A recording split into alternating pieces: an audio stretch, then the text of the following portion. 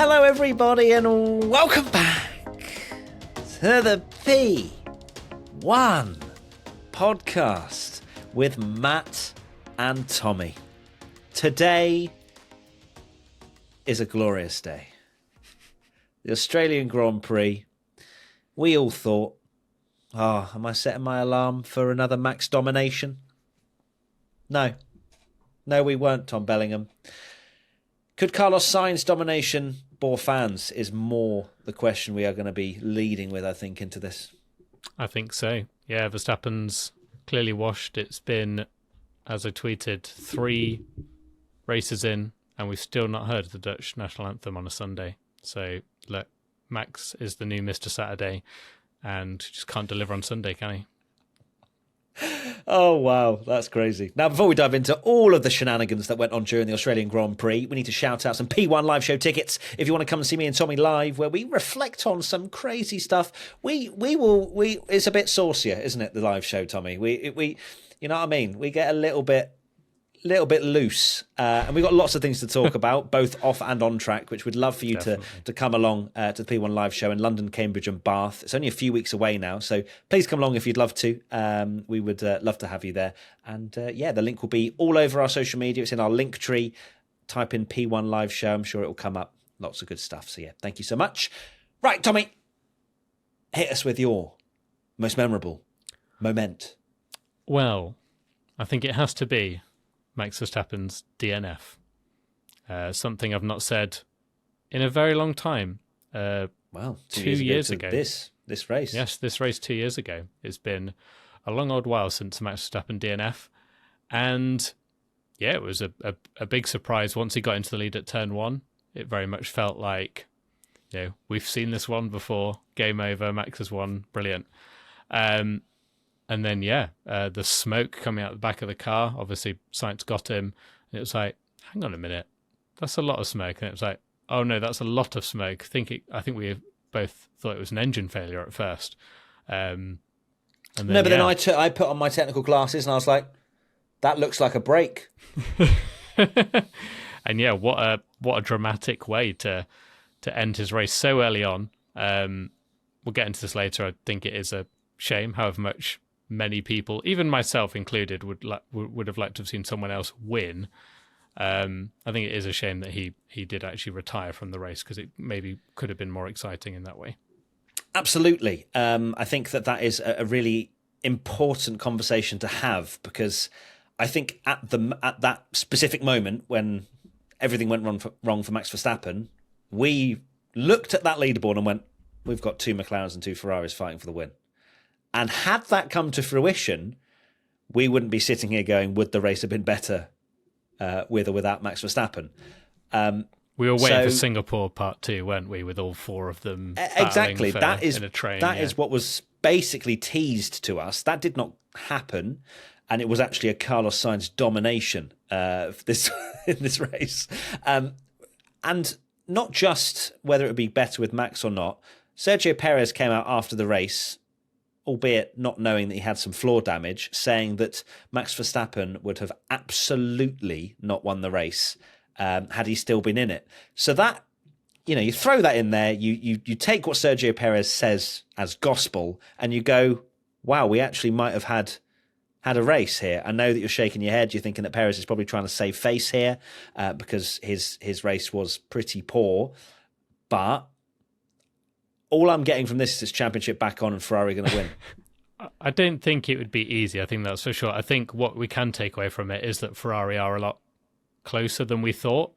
I think it would have been fascinating to see what would have happened if Max hadn't had the problem and he'd been behind Sainz. I think if it had been leading, he might have won the race, and we know how difficult it is to pass here. But then that being turned around the other way, I think that's what I was really looking forward to when Verstappen was behind. It's like, right, now we finally get to see him race someone.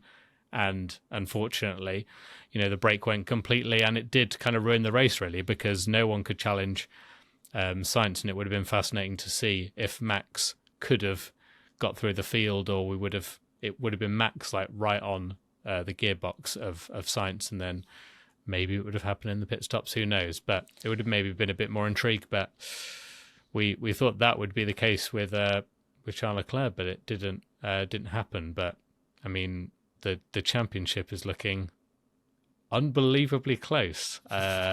For a season we've written off. If you'd have said, I mean, if you'd have said after 3 races that Charles Leclerc would be 4 points behind Max Verstappen, I think you'd have sold a limb. Peggy 18 is all that would be. My goodness me. Yes. We're not going to get too excited about that, although I definitely will be, I'm sure. Of course, there is a conversation to be had about Leclerc, which I'm sure we'll get into. But yeah, Verstappen DNFing, it was a shame. It showed that Max not being there does not equal, it's not a perfect formula to a great race. It's as simple as that. Question from M_Norris Gasly 3. Do you think we'll see more Red Bull reliability issues throughout the year with this new car concept? It's an interesting question. I did find it funny that Max basically said it was like driving with the handbrake on, and yet he was still in the DRS of Carlos Sainz before it blew up, which just shows, yes, Max would definitely, absolutely not have fought for the win this race. But in terms of that, it is interesting because, of course, they have gone down a different route. And also, for Japan, it was rumoured that they were going to bring the concept of 0 side pods. And will that change the way in which they perhaps view this now? Of course, it is just, they will analyse it, they will put the forensics through it, and I'm sure they'll find the reason as to why. They've not really had any other issues to really kind of properly scramble their brains over. So I'm not sure we're going to knee-jerk this to a case of Red Bull now have bad reliability. But of course, it's gonna be an issue, especially when we were just complaining only the last weekend that, or the weekend before, F1, no one has reliability issues anymore. No one has reliability issues, and then the 2 drivers that never retire, Hamilton and Verstappen, had retirement. Yeah, so perhaps it was just a unique set of circumstances, which I'd probably lean more towards. But look, if he has another one and Charles Leclerc leads the World Championship, man is not complaining about that one. It is going to be interesting to see how it goes with the reliability. You do wonder with a brake fire that he had and a brake issue, it's probably unlikely. I think I'd be more concerned if I was Red Bull if it was, overheating problems or because obviously they've done this very radical concept of and there's been loads of questions over the cooling.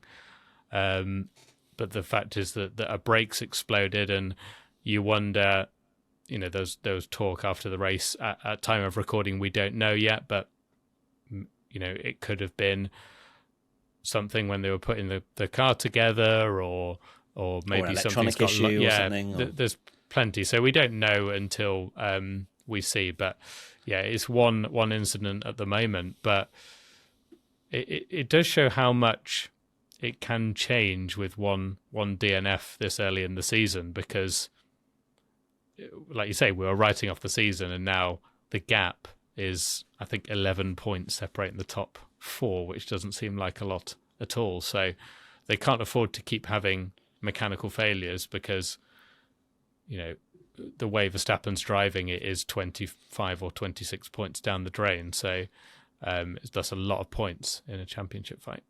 Yeah, and then also, of course, the added points gained from other drivers as well, with Max DNFing. So it is a big swing. And then you start to think, could Perez do a Rosberg? And then he finishes 5th, and you go, okay, maybe not. Question from P1 Patreon member Nicola. With Max out of the race, did this race prove that races aren't boring because of Max dominance, but mainly because of huge, heavy cars, rubbish regulations? Yeah, I think it goes back to what I mentioned, that Formula One is not saved if Max isn't there. There is much more fundamentally wrong with where these regulations have gone. 2022, we've already said that was great, but Formula One teams have developed their cars since then, and they cannot follow. See George Russell crashing on the last lap because Alonso went a little bit naughty. And you just saw the amount of downforce that he lost immediately. Ollie Behrman said he was shocked by how much downforce he lost. And you could see it visibly when he was in traffic at the last race. So Max not being there does not equate that. I think that it has to have a perfect harmony. We have to have it all come together. If we'd had the fight for P2 when they start cooking, we could have had the greatest race in a very long time. Singapore, for example, that was an amazing race to watch. But look, it didn't happen. We had hardly any cars in DRS. Wheel-to-wheel battling was scarce, to say the least. And yeah, it is down to the heavy cars, the rubbish regulations, and I can't believe we're saying this because we were so hyped when these first came out. We really were, and Albert Park isn't normally the best track for overtaking, but you look at Formula 2 is now racing on there, which had a couple of fantastic races, lots of incidents, lots of overtaking, and it just shows that lighter, more nimble cars can race each other. That was the most disappointing thing for me, and I'm glad that people have agreed in some sense, because I didn't want to be the Verstappen fan on the podcast that's like, oh, it's rubbish because Max didn't win. But wait, you're a Verstappen fan? I know, but this is the thing. Just because he's out the race doesn't suddenly mean that we're going to get the best race ever, because it certainly wasn't. It was disappointing to see that it was still very much 2x2 with a lot of the cars, and that is quite insane, because normally in regulations the field gets bunched up a lot closer after a few years, and then normally when they change the regulation, that final year is when it's actually really close. But if anything, Ferrari 1-2, McLaren 3-4, you had loads of say that again, teammates, but slower. Ferrari 1-2. Teammates running together, and then running together but not enough to pass. It's so hard to overtake. The only main overtaking that we've seen a lot this year has been someone like Ollie Behrman, who had a big performance advantage, that he was driving one of the topper teams and he was lower in the pack, so he was being able to pass cars. But when it's close between them, they just can't seem to overtake, and it's very disappointing. Very disappointing. It certainly is. And also, Australia have 4 DRS zones, but when you can't get within a second, it doesn't matter. So watch Australia in 2025, just the entire track is a DRS zone. That's what they're going to announce next time, to try and make something happen. Or maybe just everyone... What if... All right, I'm cooking. Hold on. They all have a DRS usage, but the lower you are, the more DRS you get. Okay. So Logan Sargent could just use DRS all the time. Max Verstappen. Reverse DRS has been discussed. Doesn't even have it installed. You use it to catch up, basically. And then you get within a second and then you lose it. Or, radical idea, don't make the cars absolutely massive and heavy. But anyway. I knew that was coming. The way that you teed that up. God, you're such a beautiful comedian. Right. My most memorable moment now then.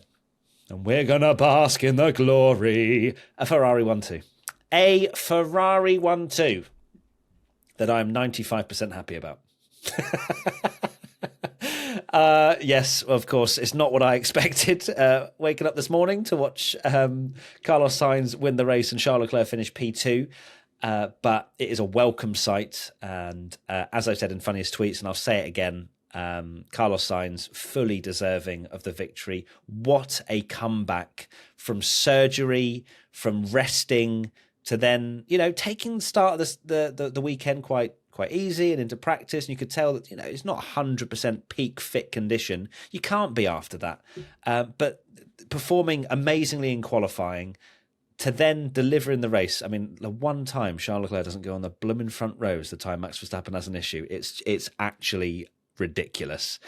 But every time the opportunity is in front of Carlos, he delivers. It's as simple as that. There's no bottling. There's no getting a little bit, quaky, I could win the race. The tenacity takes over. The racer within him, when he sees an opportunity to win, he takes it.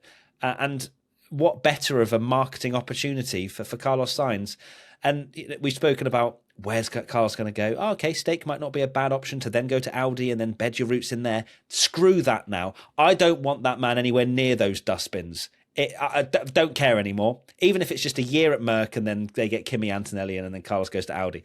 Don't touch that green neon bin with a barge pole, Carlos. Don't do it, all right? Because I can't see him in that car for a year because it would just be painful. But yes, a Ferrari 1-2. Yeah, Carlos delivering again. Like you said, he delivers. Maybe his nickname should be the Postman. Maybe that's going to be a thing. Oh, for God's sake. It's not Ian Poulter in golf, mate. You know what I mean? Is that his nickname? Yeah. But no, hopefully that doesn't catch on because it's terrible. Yeah,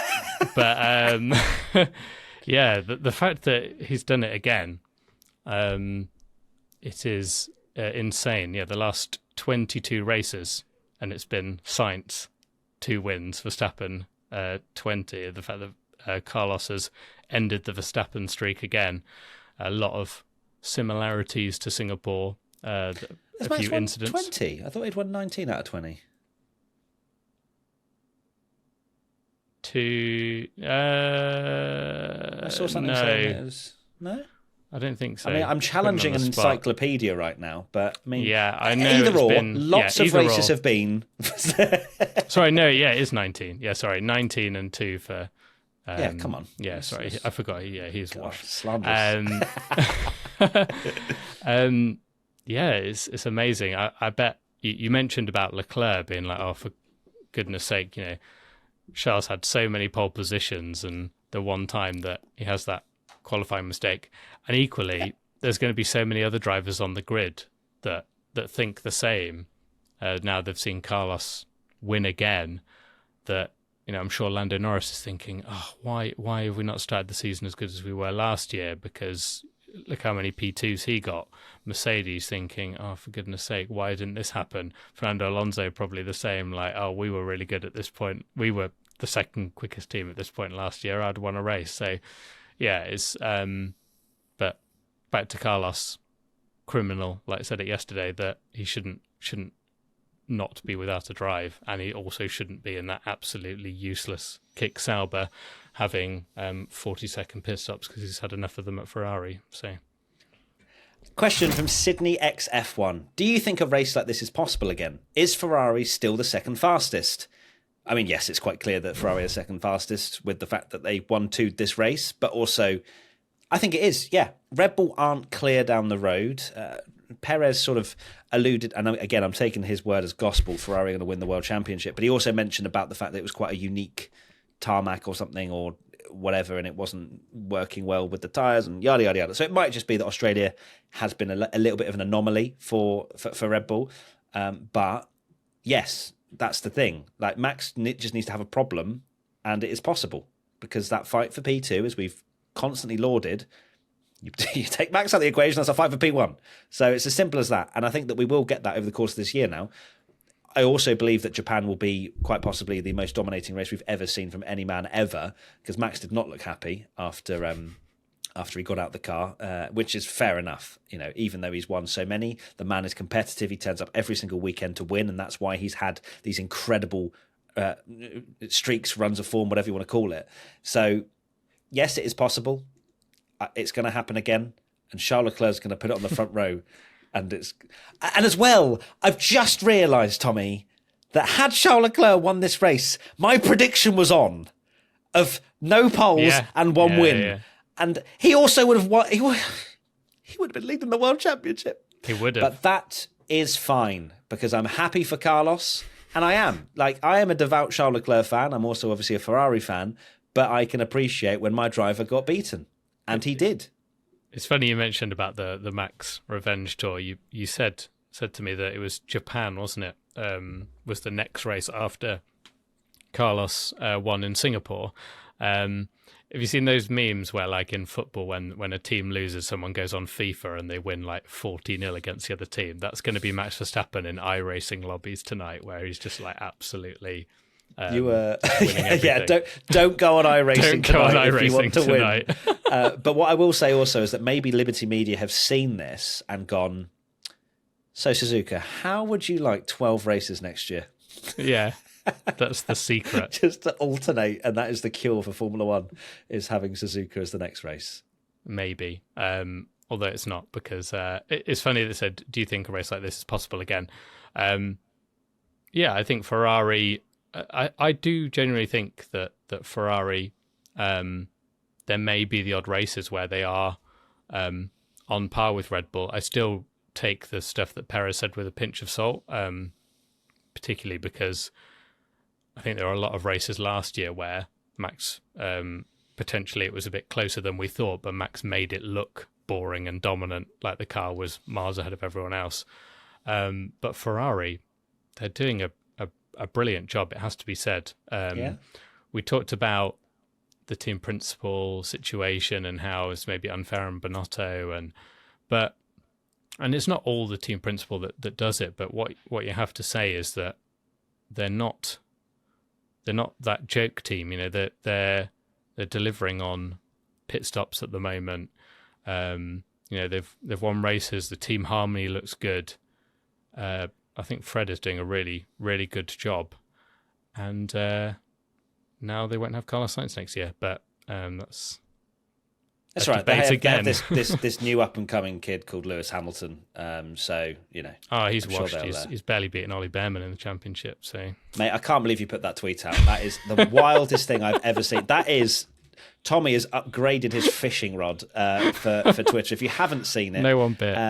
Tommy tweeted, Ollie Behrman is just 2 points behind 7 times world champion Lewis Hamilton after 3 races. What a season so far from the rookie. As soon as Team LH get hold of that, bro, you are cooked, finished. I'm they are coming barricading after the doors right now. Yeah, exactly. I'd log out if I were you.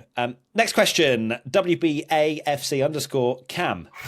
Does Carlos winning throw some questions in for 2025? Do you think Ferrari will start regretting their decision, or are they stronger with Charles and Lewis? No, I don't think there is a regret. We spoke about this a little bit, I think, didn't we, in either qualifying or practice podcasts, where they've signed Lewis Hamilton. That, for the Ferrari brand and for the story, is a strong enough pull on its own, without anything else in the world. Having Hamilton in your team is huge for Ferrari. So no, there will be no regret for that. Charles and Carlos have been the strongest pairing, or one of the strongest pairings on the grid for quite some time. We see that. Like, they're both very good. I still absolutely back my statement that Carlos Sainz is a very, very good driver and is comparable to Charles Leclerc at times. And we saw that, and he was better than Charles Leclerc this weekend. Yes, there was the team radio call, wasn't there, where Charles was told to basically hold station, but he definitely wasn't being told to hold station at the end, and Carlos was still won the race. So it's not going to be a case of regret. I think it's a case of Ferrari going from a really good driver pairing to a really good driver pairing part 2, but it's Lewis Hamilton. So you've got, you know, the greatest of all time. So it's there's no case of regret. I think Ferrari are going to be very excited to have Hamilton in the team. I think Lewis is going to have a new level of motivation as well going into there. So no, I don't think there's any questions. Yeah, it's looking like a very good decision that Hamilton's made already, with how Mercedes is going. But this question has come up many times this season. It came up after qualifying. It came up after Bahrain. And while I do think it's unfair to jump on it and basically sort of this is more about Carlos doing a very good job than it is Charles Leclerc doing a bad job. I think that's something that needs to be mentioned. But that being said, I think my mind has changed a little bit on how much I rated Carlos Sainz in terms of, Charles Leclerc being in that kind of top bracket, and I do think he is. But Carlos, I do think Leclerc is quicker over one lap, and I think that there's no doubt when it does happen. But I think it's not always about being the fastest in Formula One. I think Carlos has shown that it's about, consistency. And I think if he has a car to his liking, I think he'd be an amazing driver to have in a World Championship fight where he just picks up consistent, points, because there's all this talk of like, Charles way quicker than Carlos or whatever. And then you look at the points at the end of the year and it is a lot closer. And yeah, Charles had some bad luck, but I think it's more about putting a bit more respect on Carlos's name, really, and how good of a job he has actually done against a driver that is incredibly highly rated for a reason, and is talked about like, the next big thing. And the fact that Carlos has done so well against him and beaten him at times, and now he's got the same number of wins as Charles since they've been teammates, which blows my mind because that doesn't feel like it could be possible. Cool. Put some respect on Carlos because he's doing a really, really good job. Yes, I think that's a very good way of putting it, is that Carlos needs to be raised up as opposed to Charles being pushed down in any way here, because what a performance from Carlos. I think that Charles is a faster driver. I will back myself there and say Charles Leclerc is a faster driver, whether that's over one lap or just innate raw speed. But I think when it comes to racecraft, into strategy, into the actual, taking opportunities with both hands, Carlos is as good as Charles in that regard. He is. That's why he's won as many races as you say, Tommy, as Charles has. Charles has had some bad luck. He's had some atrocious luck, and I've already pointed out the amount of front rows he's had, and then the one time he doesn't get a front row, and we're all human, right? He made a mistake, didn't manage to execute like he usually does in qualifying, and then the opportunity arose. There has to be good fortune as well in Formula One, and it hasn't gone Charles' way this weekend, and it has with Carlos, and he's delivered. It's as simple as that. So Carlos needs lots of respect. He does, and that's it in a nutshell. It's also a crazy thing to think about that Carlos is 11 points behind Max Verstappen in the title and missed a race. So if he'd have done Saudi, you got to think he probably would have picked up like 15, at least 12 points. He could be leading the world championship now. Yeah, but he's not. Charles Leclerc's a better driver. Right. Sorry, fanboy just took over then. I'm still hurting a tiny bit. Question. We're moving away from Ferrari now. Tony_E. Why did Alonso slow down so much just before George binned it? All right, Tommy, we got to talk about this. Your goat. No, we don't. I don't think. Fernando's such a lovely driver. Well, I never said he was lovely. That's why I like him. God, you love bad boys, don't you, Tommy? Right, so Fernando Alonso on the last lap battling George Russell. And I think on first glimpse, on first viewing, you think, oh, George is in the wall again, last lap, what's happened? Then you watched it once and you go, oh, he's binned it behind Alonso. Then you watch it again, and then you watch it with some telemetry, and then you go, Alonso's braked for a hairpin here, my guy, and it's a fast right-hander. Yeah. I am going to be on the side here of that was naughty. That was very naughty from Alonso. George Russell, and I know that there will be arguments of, well, it's just tactical, tactical. It's basically what K-Mag did in Saudi. But I think the difference here is that he suddenly slowed down as opposed to just lifting off into the corner. But the thing is, his tactic wouldn't have worked if he'd just lifted off and let George cruise up to the back of him. He did it to throw him off, to unsettle George's car so that he wouldn't get a great run with DRS. Now, as of recording right now, we don't have a decision of whether Alonso got a penalty or not. I will obviously check this just to make sure. But for me, I think that was very naughty. And I will go as far as to say that I think Fernando does deserve a penalty because of how that affected George's car and him full well knowing that that was what he wanted to do. So it was naughty. It was.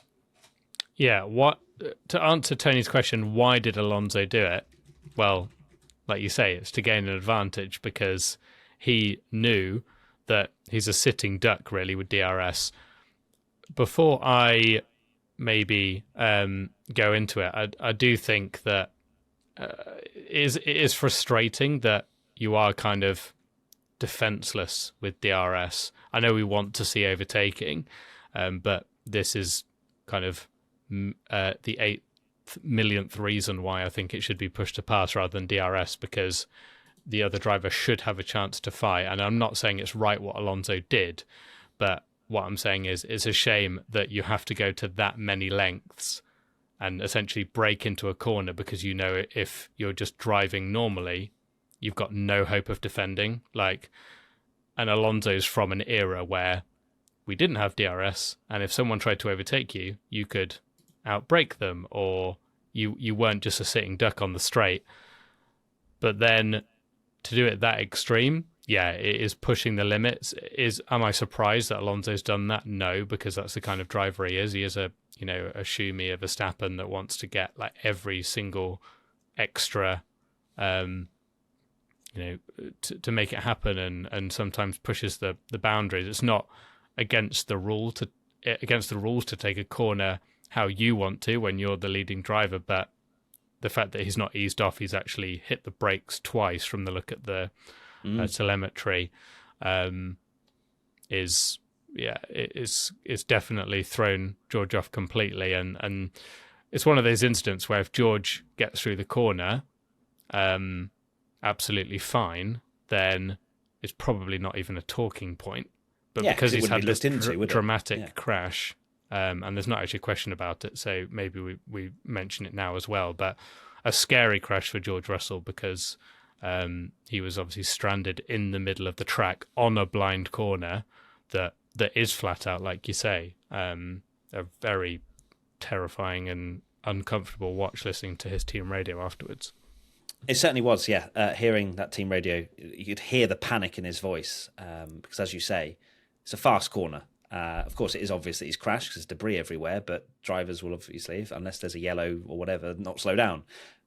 He's calling for a red flag. I saw some just trolls on Twitter saying that he was trying to secure his P7. It's like, no. He was fearing for his life because he was on his side in the middle of the track. That's the worst thing for a Formula One driver, right? Is to be side on through a blind corner. You can't, like, all the worst accidents in history have been that incident. Exactly. So no wonder he was terrified. Yeah, and the VSC was deployed. I think some people are saying, why was it not a red flag straight away? I think realistically it just needs to be neutralised. That's all you need to really do in that situation. Whether it was quick enough or not, I haven't looked exactly. It seemed like there was a slight delay in that. Thankfully, George was okay, but it wasn't actually a massive crash. It was just how he ended, or where he ended on the track. So, thankfully for George, all okay. But yeah, the team radio was quite distressing to hear. Yeah, I wonder if there'll be changes to that corner as well. In practice, we're there talking about, we want drivers to be punished for their mistake and not loads of runoff, but at the same time, you can have a gravel trap there. It's just the fact that the wall kind of comes in. It's similar to, what happened. What Eau Rouge's problem was, where you had a barrier that was sort of like facing in towards the track. So as soon as you hit it, you dart back onto the track rather than, if you go off into that gravel trap, you can still be punished by going into that wall. It shouldn't then spit you back onto the track into a blind corner. So I reckon I'd be amazed if that corner is still the same way it is next year, personally. Also, back to, I've just realised, George and Fernando are besties. Fernando's done that and stuck him in the wall. Probably didn't expect him to go into the wall, so I'm sure that wasn't what he had in his mind. He probably did it thinking he'd just slow down, and then his crash, he's gone, oh God, I'm in trouble. Oh no, we're not playing ping pong on the jet tonight. Yeah. So you've kind of skirted around the thinking, by the way, Tommy. Yeah. Does Alonso deserve a penalty? Yes or no? I need to see more of it. No. Come on. Decide. You've seen it. I've watched you watch it. You've seen it. This is basically the stewards right now. Oh, I don't know. We all love Fernando. Is it bad? Is it not? Yeah, it's a bit naughty, isn't it? Hitting the brake, so probably a penalty. Bro braked twice for a corner. He's like, yeah, it's a little bit naughty. A flat out corner, a little bit naughty. Yeah, they do. Yeah, I think they do need to. If I take my Alonso fanboy hat off, it's a driving standards thing that they need to make sure that they clamp down on and make a statement on, because I don't agree with the fact that you should be defenseless when you're trying to defend. and it's a shame that Alonso has to go to those lengths to do it. But yeah, it's clearly not the right way to do it because it can cause nasty crashes and incidents. So I'm sure there'll be much debate. I'm sure a lot of people will say, nope, that's just racing. Alonso was using his racecraft, and of course the end result of everything is the reason why we are calling for a penalty, as you say, Tommy. If none of this had happened, then we wouldn't really be discussing it. But either or, it's a difficult one to decide which side for that. But yeah, Alonso, naughty, deserves a penalty. Let's see if he gets one. Next question, Shooker88. Haas said they would be last. Are they lucky? Were they joking? Or does Stake and Alpine just suck that much more? I believe it's a combination. I believe it's geez, wow, Alpine, you really have rolled out a tractor, is probably one thought that they've had. Stake, of course, as well, not being great.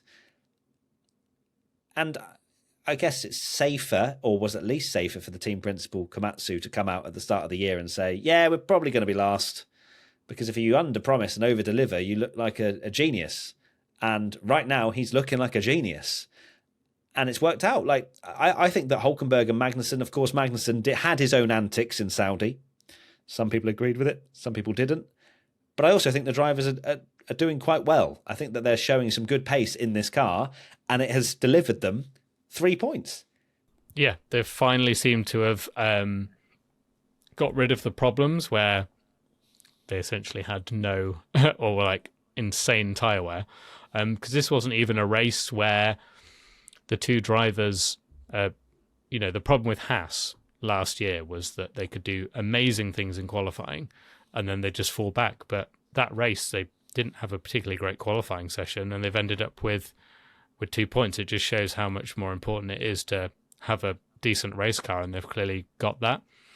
I've seen a lot of talk. I think it was even a subject of a DTS episode that team principals now probably more beneficial to have someone from an engineering background like a James Vowles or whatever that helps push them forward in that sense.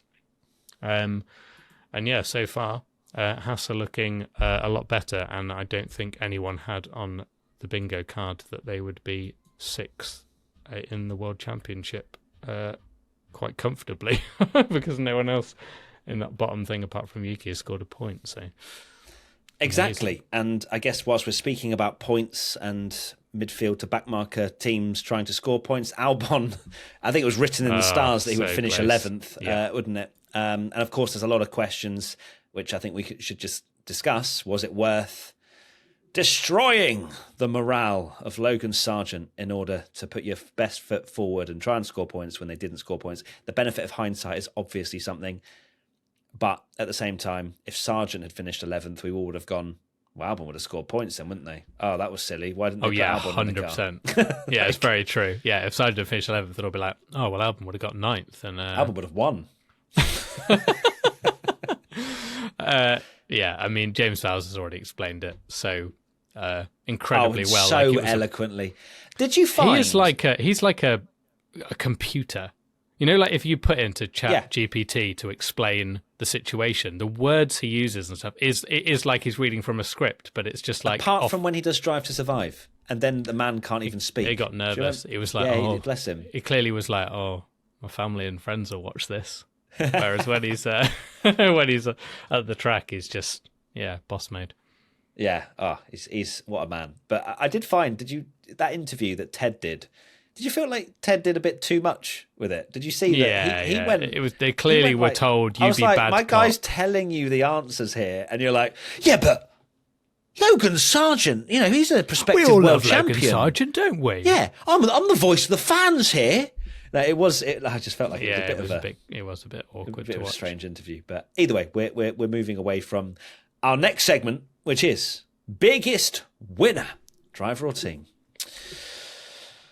Oh, it's got to be Carlos Sainz, hasn't it? I mean, he has won quite literally the race, but also at life. Hopefully, Mercedes, maybe even Red Bull, who knows, might have some conversations. It's not like this is a new thing, though. We know that Carlos can deliver these kind of performances. We've seen it before, but it has to be Carlos for me. I think it has to be Haas. Hey.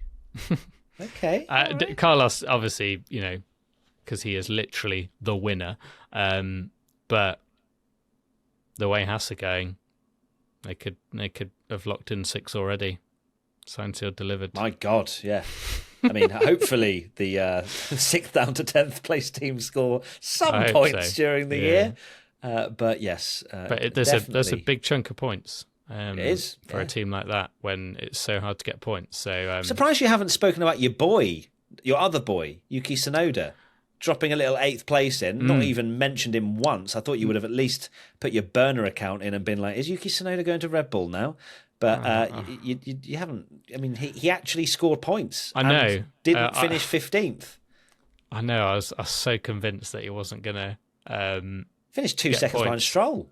Yeah, amazing performance from Yuki. I'm so glad he's actually delivered in the race and had a good race to back up his qualifying performances. And yeah, he's maybe going a bit under the radar of how a good a season he has, because of course.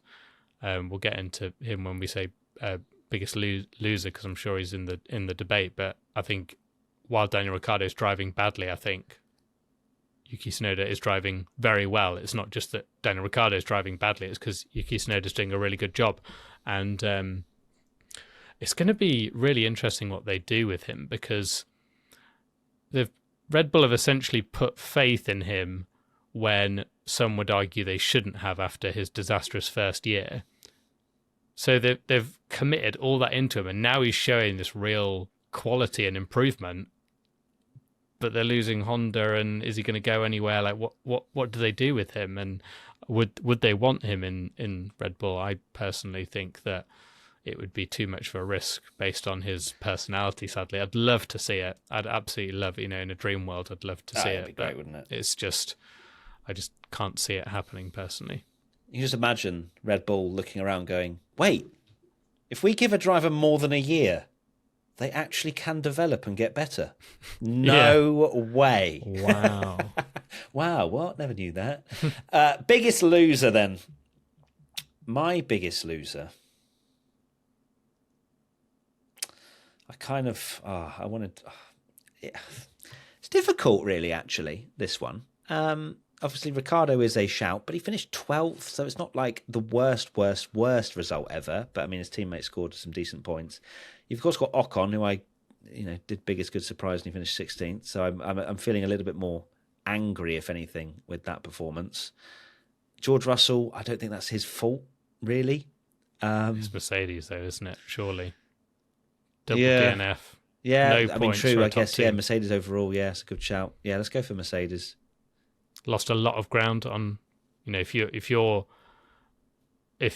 think that it was Mercedes versus Ferrari in that fight for P2 last year, that's a massive result for Ferrari to get a 1-2 and Mercedes double DNF.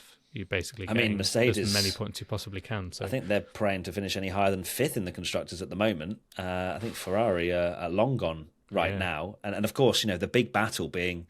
This was a great opportunity for Lewis Hamilton to extend his points lead over Ollie Behrman in this race, but it didn't happen. But instead, Stroll's catching him at 1 point now. I mean, Alonso's master plan of sending Russell into the wall then got Stroll a few more points as well, so obvious sarcasm.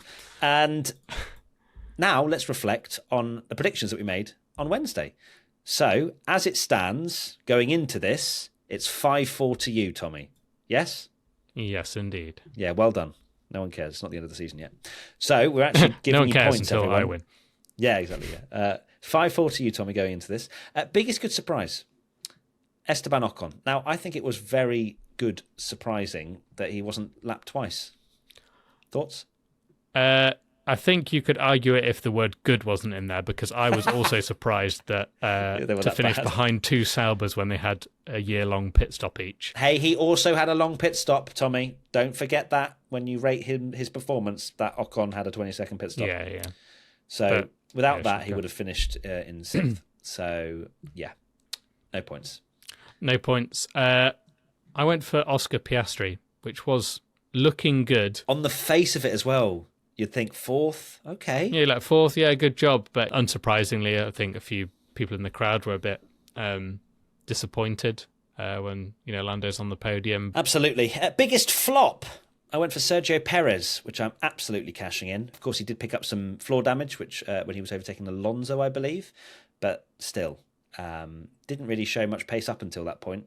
And I think that's shocking. Like, it's only one race, so I don't want to go too hard on him because he's had a very good start to the season. But my God, yeah, actually, in Biggest Loser, you got to think that Perez should be an option as well, because that is your chance to cash in, not only on just getting a win and getting your confidence back, but he'd be leading the World Championship. He could have actually led the World Championship by a massive margin if he'd won, because he's finished second in both the races. So it's a really big missed opportunity for Perez, and I think, really bad. Certainly is. So that was mine, and that's definitely a point. What about you? Speaking of really bad, Daniel Ricciardo, not good. Not good at all.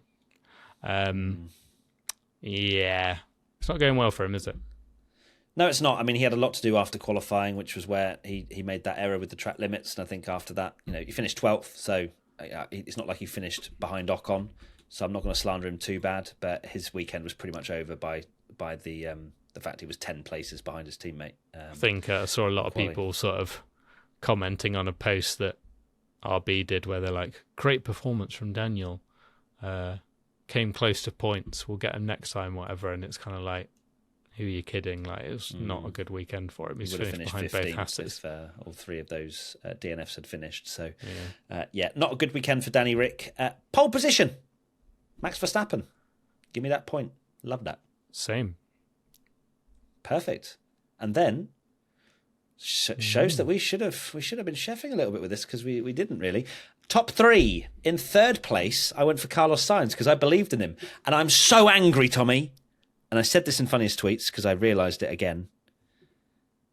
I was so close to putting in biggest good surprise.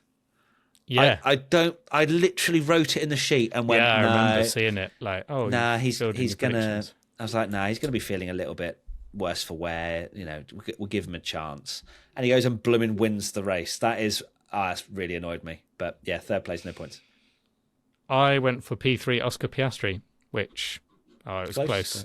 Very close. I love how you put it in capital letters as well. Really shouting that. That wasn't me. That you believed Piastri. In second place, I went for Charles Leclerc, which is correct. But how am I not happy about that?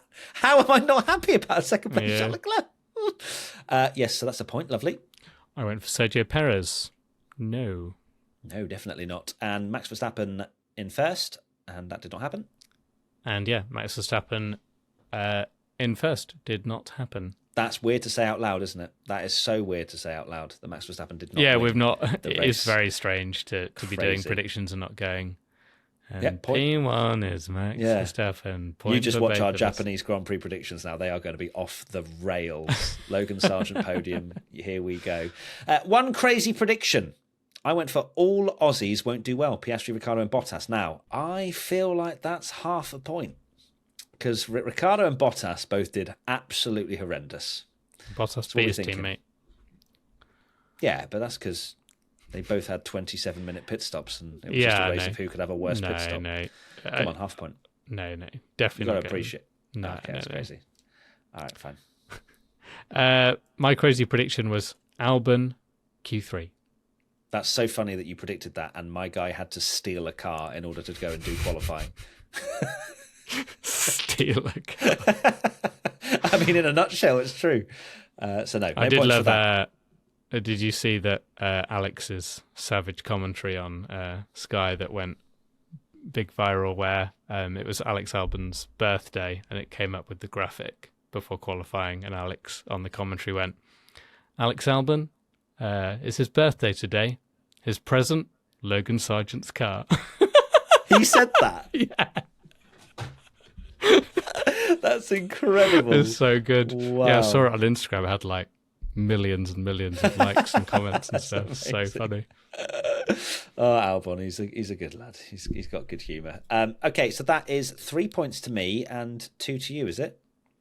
are we even again? Yeah, we're even. Okay, Ooh. so it's 7 each.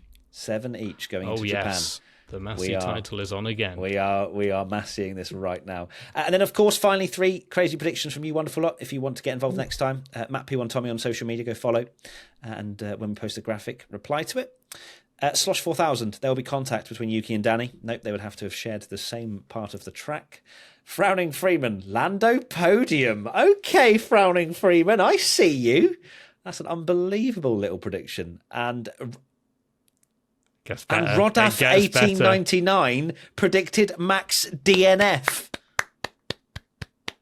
The fans haven't got any points so far. And then 2 worldy predictions there. I mean, one of them in particular, Max DNF. What, I mean, both of them are pretty sensational. But yeah, Max DNF. I think, did we even joke? Years. Didn't we joke and be like, I feel like they say it every week, but Max DNF. I think we ended the podcast saying, like, they can't win every race. And then here we are. And they couldn't. Carlos Sainz goes, oh, yeah, they can't because I win. Can't. So now we need to find out, I think, to finally sort of end this podcast, we do need to figure out who put the crisp packet in Max Verstappen's brake duct. We do need to find out who did that, because surely someone's gone, here you go. Here's a good race. And it wasn't. It was actually would have been better if Max had stayed in the race. So thanks for that. I know. Shocking. Just, please, like, I just want a really banging race. There's so much to ask for. Just give us a banger. Right? It feels like it's been too long. It's even worse that we got baited by thinking we were going to have a 4-car fight for the win potentially. I think Singapore baited. I think Singapore baited us as well, because I think that was the thing from that race that sort of. I'm obviously like buzzing for Carlos, and it is really nice to see a new winner, but a new winner. But you know what I mean. It feels like a new winner when Max doesn't win now. But yeah, it would have been really cool to see. I was just praying for Charles to fight and basically have how good would a Monza have been for the win? No, that would have been horrendous. I don't think any Ferrari fans could have watched it. No. But it would have been amazing. It's funny as well, because we were obviously thinking that might have happened, and we went on, which was incredible, last night, which would have been for you Australians this morning. We went on Channel 9 Australian National News, which was very cool. Yes. And I just, for banter, said, they were like, oh, so who do you think's going to be on the top 7 of the podium? Tommy was like, yeah, Max Verstappen, whatever, blah, blah, blah. And I went, right, screw it. I'm on Australian News. It's going to be Oscar Piastri. And then I pointed to my mini helmet that I've got next to me, that's Piastri's. And, they were going, yeah, woo, woo. And at that point, that was, I mean, if both we of said the on the Ferraris Twitch come watch together, along, didn't we? That yeah, and that would have been fascinating. Oh, there's so many potential opportunities for really amazing stories there, because if they had Piastri versus Lando for the first win, my God, I think we needed an alternate universe where like it happens. I love how we're just never happy. Like we have a Max DNF and we're like, yeah, but what if they were 20 wide into turn 1? Logan Sargent just booted Alex Albon out his car on the grid, got in and won the race. Like that famous Le Mans video that of like tearing him out of the cockpit. Logan just running down. Anyway, this podcast is going crazily. It's 8:10 in the morning, so we're a little bit doolally at this point. But thank you so much, everybody, for listening, for being part of this P1 fam. We really appreciate you turning up to our Twitch watch-alongs at what might have been a very unsociable hour for you. And yeah, we'll be back in a couple of weeks' time for Japan. We'll have all of our usual content going out. Remember, P1 live show tickets, if you want to come and see me and Tommy in a few weeks' time, get a little bit off the rails, then we'd love to have you there. And Tommy, final thoughts? Final thoughts? Yes. I'm going to just read this tweet out that I've just seen. Okay. You can think it's from Chris Medland. It says, Jeddah, Carlos Sainz starts the race but doesn't get to race. Melbourne, Carlos Sainz wins. Melbourne, Logan Sargent starts the race but doesn't get to race. Suzuka? ? Heard it here first. You had to ruin the Aussie podcast by calling it Melbourne. I did. I was even joking the whole Twitch watch, like I was going Melbourne. Yeah, I know. Melbourne. And I heard it, I was like, oh no, we've just ruined everything. Even when we were doing the Australian news, I'm admitting my brain thoughts here. I was like, just call it Albert Park. Just call it Albert Park every time you mention it. When we were on the news, I was like, I'm going to get crucified if I call it Melbourne. We were so tired at that point as well. I feel like we would have overthought how Albert Park was pronounced and just gone like Alberto Parque. Alberto Park. Anyway, that is it. Thank you, everybody. See you soon. Lots of love. Bye. Bye.